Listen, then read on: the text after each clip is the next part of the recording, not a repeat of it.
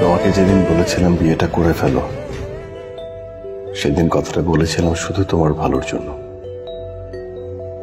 কিন্তু তুমি এখন এতই ভালো আছো যে আমি সেটা মানতে পারছি না। আচ্ছা, মানতে পারাটা স্বাভাবিক নাকি মানতে না পারাটা স্বাভাবিক? তুমি আর আমার নেই, আমি এটা মানতে পারছি না। নাকি আমাকে ছাড়াই তুমি ভালো আছো, সেটা মানতে পারছি না। আমি জানি না। তোমার বিয়ের আগের দিন আমি ঠিক ছিলাম, কিন্তু কবুল বলার কিছুক্ষণ আগে this is the end of our story লিখে পাঠানো তোমার শেষ মেসেজ আমার সবকিছু এলোমেলো করে দিল।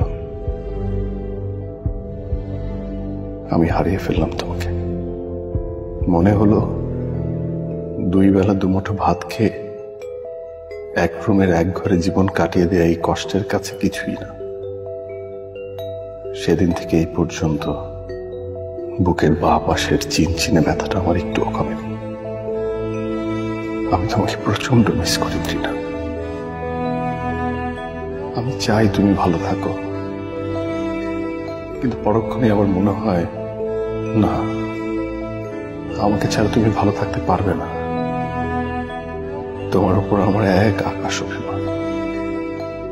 কেন যেন মনে হয় তুমি আমাকে ভুলে গেছো সেই সব দিনগুলোর কথা। তোমার কোনো কিছুতেই আমি নেই।